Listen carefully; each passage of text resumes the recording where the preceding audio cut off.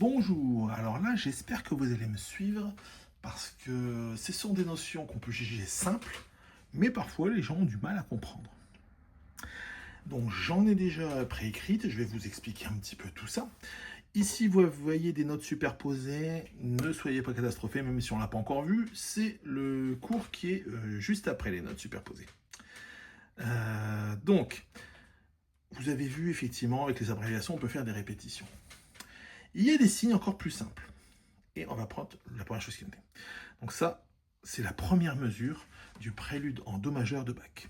La la la la la la la la. Et normalement, si vous connaissez ce morceau, c'est qu'après ça refait la la la la la la la la. Et ça, je vous avoue que ces choses-là, je les ai vues très rarement. C'est vrai que je vous en parle, mais c'est vrai que sur ce signe-là, sur cette fameuse partition, le morceau est intégralement comme ça du début à la fin, où c'est une mesure qu'on répète, une nouvelle mesure qu'on répète, une nouvelle mesure qu'on répète. Donc, en plus, vous avez vu, on peut réduire la taille de la mesure. Elle n'a pas l'obligation d'avoir la même taille. Donc, ça fait gagner de la place. Et vous pouvez vous retrouver sur une partition de 4 pages qui n'en fait plus que 2, ce qui est très pratique sur un pupitre. Donc, vous voyez, c'est une barre un peu épaisse avec 2 points, comme ça. C'est le même que celui-ci, hein. Mais là, il est placé dans la mesure. Ça veut simplement dire que on joue cette mesure. Et là, c'est exactement la même mesure. Et si ça, je devais jouer 3 fois, j'aurais encore une petite ici avec encore la même chose et ainsi de suite. Ça, par exemple, ça veut dire que je joue les 2 mesures précédentes. Par exemple, je pourrais l'avoir ici. On va le mettre là. Voilà, avec donc c'est bien posé sur la ligne de séparation de mesure, un peu épais, 2 points.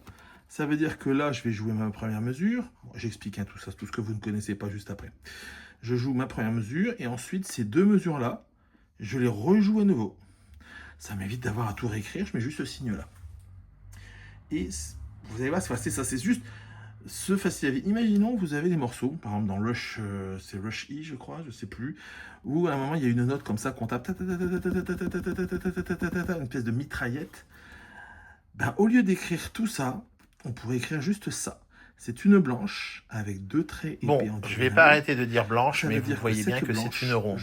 C'est juste qu'il fait 34 degrés dans la pièce où j'enregistre et je commence à dérailler. C'est l'équivalent d'une blanche, effectivement, puisque là, on ne va pas appuyer et attendre 4 temps.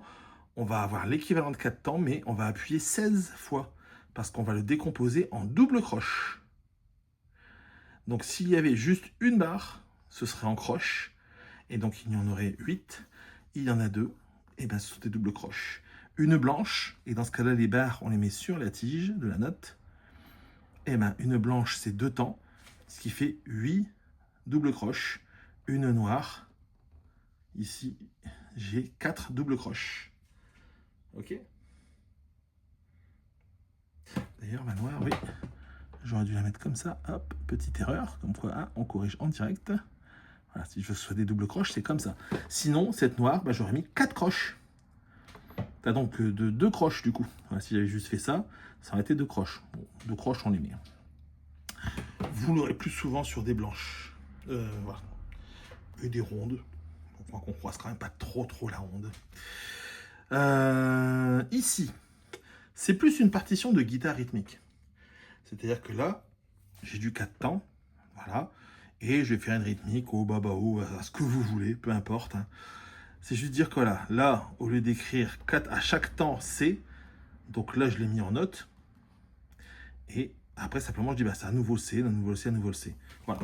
C'est-à-dire que pendant 4 temps, c'est l'accord de C. Puis ensuite, là, c'est l'accord de Ré, qu'on refera une deuxième fois. Et dans la même mesure, on va faire l'accord de Mi, qu'on refera une deuxième fois. Et puis après, ce sera l'accord de Fa. Et là, vous voyez, j'ai mis 4 bâtons. Votre accord de Fa, vous êtes censé savoir à quoi il correspond. Donc, vous n'êtes pas obligé d'écrire les notes. Écrire les notes, c'est bien pour les novices. Une fois qu'on maîtrise totalement les accords, on n'écrit même plus les notes. On met en haut la lettre qui correspond à l'accord. Et hop, en dessous, on fait autant de fois qu'on veut. Ensuite, on rencontre ça. Ça voudrait dire que je rejoue, non pas ça, mais ça à nouveau, les deux, une deuxième fois. Et vous en avez encore plein comme ça qui disent je la joue 4 fois, je la joue 8 fois. Je vais pas tous vous les faire, ça sert à rien, c'est de la redondance. Si un jour, de toute façon, vous voyez un signe que vous ne comprenez pas, vous demandez à votre prof. Voilà, tout simplement. Alors ensuite, j'avais écrit ça. Ici, c'était quelle idée que j'avais là-dedans pour faire des répétitions. Eh bien, je ne sais plus. Je ne sais plus. C'était certainement pour essayer de faire du 2 fois, du 4 fois, du 6 fois. Ce n'est pas grave. Vous avez compris le principe. Ce chapitre n'a pas besoin d'être plus long que ça. Ce sont d'autres signes qui vous permettent simplement de répéter des notes, de diviser des notes. Ce qu'on gagne, c'est de l'écriture. Voilà, c'est plus rapide d'écrire ça que d'écrire tout ça. Et ça prend beaucoup moins de place, ce qui fait que je peux le mettre hop, dans une petite mesure. Parce que la taille des mesures importe peu. Une mesure, c'est une mesure. Même si elle est petite, elle dure 4 temps, parce qu'au début, on dit 4 temps. Ouais, c'est pareil, ces deux-là, j'aurais pu les faire toutes petites. Ouais, j'aurais divisé celle-ci par 2 et j'aurais mis mon signe ici. Bon, j'espère que tout est clair. C'est juste pour dire qu'il existe d'autres signes de répétition de mesure, d'autres signes de répétition de notes ou d'ensemble de notes. Donc, voilà, vous allez croiser des choses. Tout à la fin, le dernier cours, de toute façon, ce sera un glossaire en plusieurs chapitres. La dernière fois que j'ai fait toutes ces vidéos, parce que ces vidéos, je les réenregistre à chaque fois de manière un peu plus moderne, ce sera effectivement, vous aurez beaucoup plus de signes et vous pourrez aller dans ce glossaire et peut-être même beaucoup de signes que vous n'aurez même pas vus pendant les cours.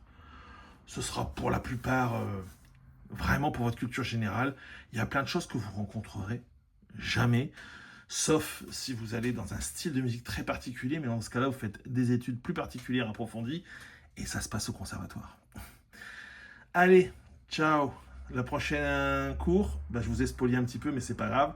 Là, ça va être pour les instruments polyphoniques, donc des cordes, des notes qui sont superposées et non pas l'une à côté des autres. Ciao.